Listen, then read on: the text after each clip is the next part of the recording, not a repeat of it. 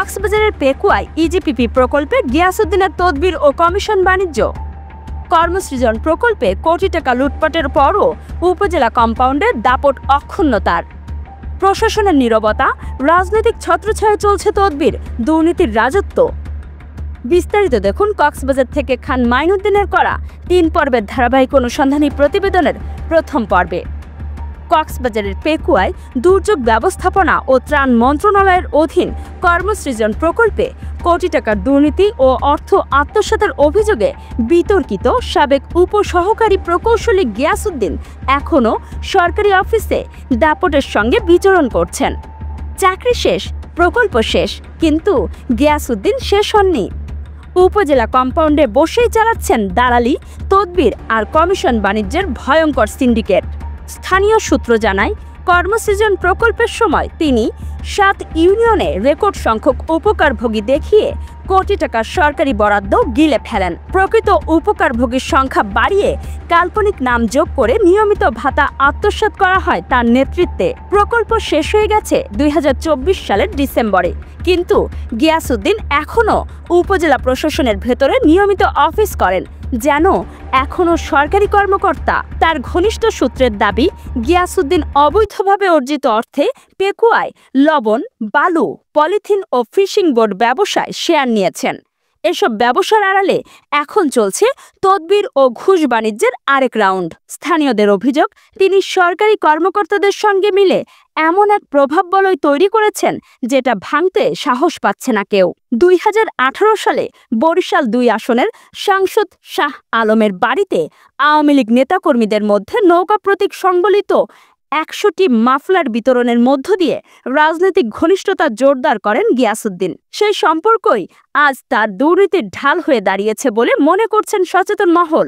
এ নিয়ে বিভিন্ন সময়ে আঞ্চলিক পত্রিকার শিরোনামও হয়েছে সে, কিন্তু তারপরেও দাপট কমেনি গিয়াসউদ্দিনের। স্থানীয়রা বলছেন, উপজেলা নির্বাহী কর্মকর্তার অফিস, পিআইও অফিস সবখানেই গিয়াসউদ্দিনের প্রভাব। সরকারি চাকরিতে না থেকেও তিনি যেভাবে অফিসের দাপট দেখাচ্ছেন, তাতে প্রশাসনের নির্লিপ্ততা প্রশ্নবিদ্ধ। জনমনে এখন একটাই প্রশ্ন, একজন সাবেক প্রকৌশলী যার বিরুদ্ধে দুর্নীতি, ঘুষ, তদবির সবকিছুর অভিযোগ প্রমাণিতভাবে রয়েছে, তিনি এখনও সরকারি কম্পাউন্ডে কিভাবে অবস্থান করছেন? প্রশাসন কি ইচ্ছাকৃতভাবে তাকে রক্ষা করছে? বিষয়ে জানতে গিয়াসউদ্দিনকে ফোন দিলে তিনি জানান, দুর্যোগ ব্যবস্থাপনা মন্ত্রণালয়ের অধীনে যে কোটি কোটি টাকার দুর্নীতির আত্মসাতের অভিযোগ আছে, এই বিষয়ে আপনার মন্তব্য কি? এই ধরনের আত্মসাতের কোনো সুযোগই নেই। আচ্ছা, ঠিক আছে, এই ধরনের টোটালি টাকা পেমেন্ট হচ্ছে লেবারদের অ্যাকাউন্টে।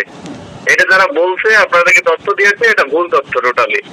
এই যে লবণ, বালু, পলিথিন, ফিশিং বোট ব্যবসার শেয়ার নিয়েছেন এবং এটার আড়ালে আপনি ঘুষ বাণিজ্য এবং এর অভিযোগ আছে, এগুলো সব মিথ্যা বানোয়াট। এই ধরনের কোনো ইয়ে নাই আমার। আপনি আওয়ামী লীগের সময়ে 100 মাফলার বিতরণ করছেন, এ থেকে যে সুবিধাটা নিছেন, এর পরবর্তীতে এটার প্রভাব খাটিয়ে আপনি বিভিন্ন সময় অফিস আদালতে বিভিন্ন সময় আপনি করেন। মানে এগুলো ভুল নিউজ। শোনেন, দাঁড়া, এগুলা হচ্ছে, এগুলা আমরা লোকাল এমপির, যেহেতু যখন আমরা যে সরকার ক্ষমতায় থাকে তাদের এমপিদের সাথে আমাদের কাজ করতে হয় ভাই, ছবি থাকতেই পারে, তাই না? সচেতন মহলের দাবি, এই দুর্নীতিবাজ প্রকৌশলীর দালালি সাম্রাজ্যের বিরুদ্ধে অবিলম্বে প্রশাসনিক তদন্ত শুরু করে তাকে বহিষ্কার ও আইনের আওতায় আনতে হবে। তা না হলে পেকুয়ার সরকারি অফিসগুলোতে দুর্নীতি আরও গভীরভাবে প্রথিত হবে আর সাধারণ মানুষের আস্থা পুরোপুরি হারাবে। দর্শক, দ্বিতীয় পর্বে থাকছে গিয়াসউদ্দিনের ঘনিষ্ঠ সহযোগীদের নাম পরিচয়, কিভাবে তারা বিভিন্ন সরকারি দপ্তরে কমিশন আদায়ের কাজ করেন, উপজেলা প্রশাসনের কিছু কর্মকর্তা কেন তাকে বাঁচাতে মরিয়া। এসব তথ্যসহ দুর্নীতির নথিভুক্ত প্রমাণ নিয়ে আসছে। বিস্তারিত জানতে চোখ রাখুন অগ্রযাত্রায়।